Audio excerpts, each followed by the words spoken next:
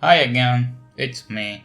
Today we are going to talk about Peeker's advantage, the most annoying thing ever in Counter-Strike. First off, do you know that little number beside your scoreboard that gets updated constantly?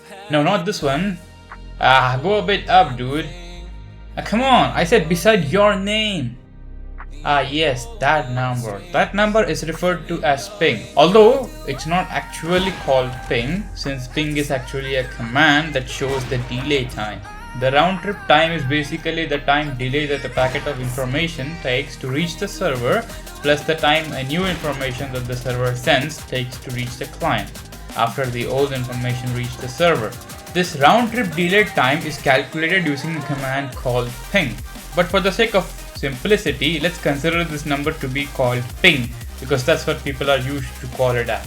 This delay/ping is always greater than 0 unless you're the server itself. That is, you're running the server. Now consider this situation. If only ping existed in games without any external commands, just you, the enemy and the server. In such a case, say you have 300 milliseconds delay or 300 ms ping. If you peek with 300 ms delay around a corner, there would be 150 milliseconds delay in the information of an enemy who is present around the corner to reach you from the server. The client would then update the game state, but 150 milliseconds late. Because of this, you would see the enemy pop up out of existence, out of nowhere, 150 milliseconds late. In fact, this is very common in very old games like Halo 1. To work around this problem, geniuses came with a solution. There are 3 terms that are important for this video: interpolation, lag compensation, and client-side prediction. First off, what is client-side prediction? Client-side prediction is what makes your game react to what you do real time. You see, without client-side prediction, when you provide an input key to the client or a movement command, the movement command would reach the server with a delay of half of your ping. The updated game state or the updated environment around you in the game would then be received on your end, another half of your ping delay. This would create jaggery movement and sudden pop-up of enemies, because the client is trying to update the environment and your position with respect to the server sent by the server. Ultimately, the game becomes unbearable to play and enemies pop up out of nowhere and kill you from nowhere. This is fixed using client-side prediction. Client-side prediction lets the client predict the next step and predicts the updated game state locally. When I say client, I'm referring to your computer. So what this does is that your computer can predict with your movement what the next game state would be and what the next game state the server would send would be like. So because of this, when you move, it is smooth because your client is updating the game, predicting what the game would be to the server.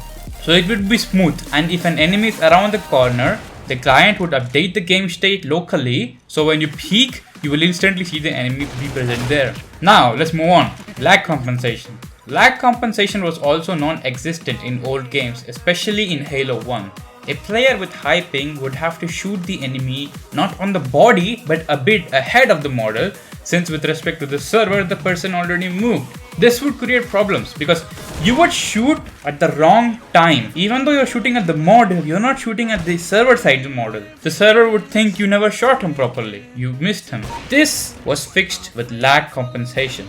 What lag compensation does is that it takes your ping into consideration along with interpolation in order to get back in time, back in time to see whether you hit the person or not. Once it confirms that the shot is supposed to land, the shot would register to the server and that information would reach to the other player. Hence, with high ping, you may hit a person, but it would still take some time for the hit to register. So lag compensation determines where you shot. The lag compensation is not responsible for any advantage, as I will explain later on.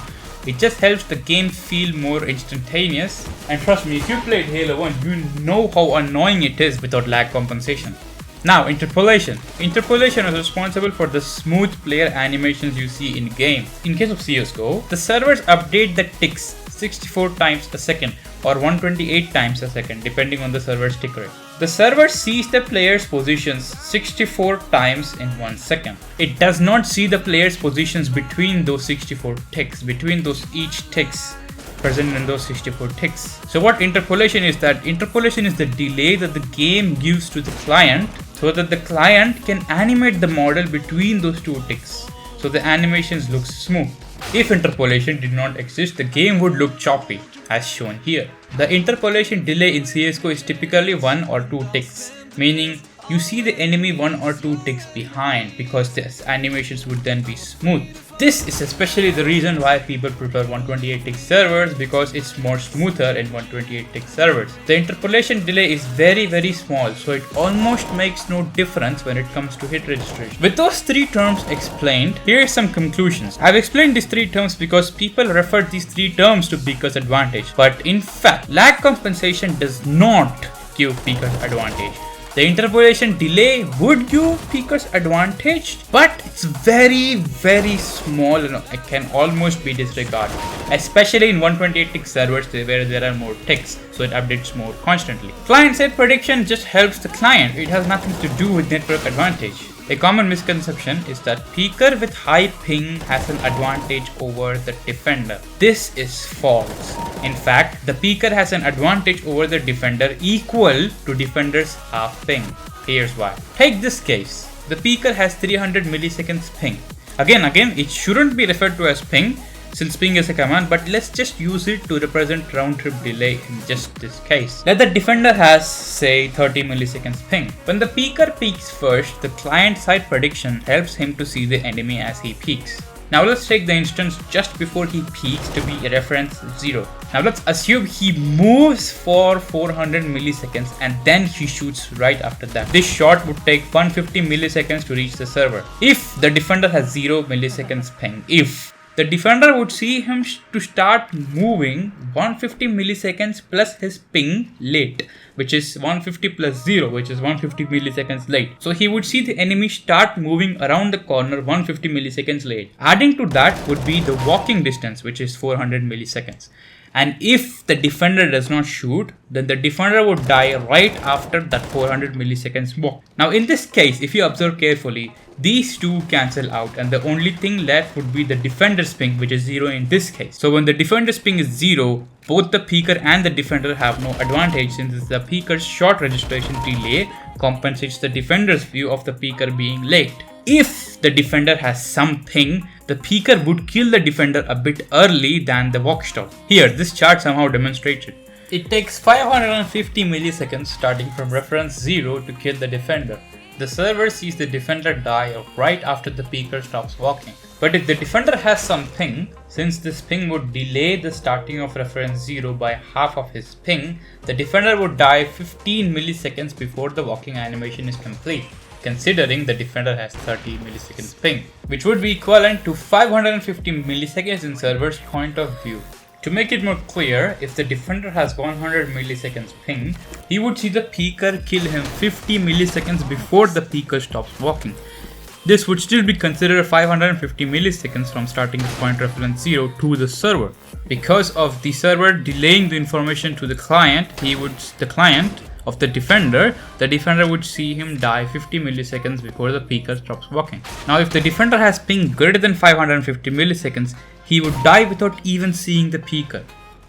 This gives peaker a huge advantage. But of course, this is a case where the defender does not shoot. But now in the case of the defender shooting, consider the same previous case where the defender shoots right when he sees the enemy. If the defender has 30 milliseconds ping, he would have to shoot 30 milliseconds before the walking animation of the enemy stops, or else he is dead, as I have proven in these equations. This means that the peaker would have an advantage equal to the ping of the defender, in this case 30 milliseconds. Say the defender has 100 milliseconds ping. It would take 50 milliseconds delay for the server to send to the client and say the client that the person is moving, and if the client shoots at the enemy, it would take more 50 milliseconds to reach the server to say that this guy has shot that guy. So there is a complete delay of 100 milliseconds.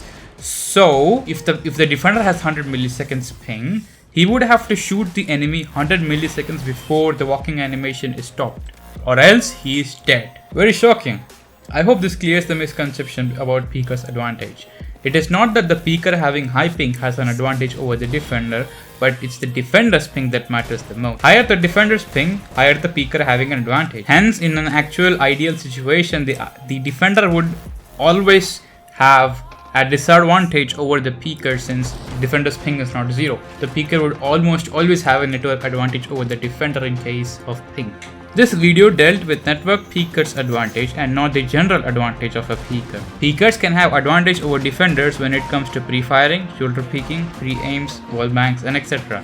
But those aren't discussed here. This video dealt with network peekers advantage. I hope you guys learned something and I'll see you all next time. It's Peace. all about humanity.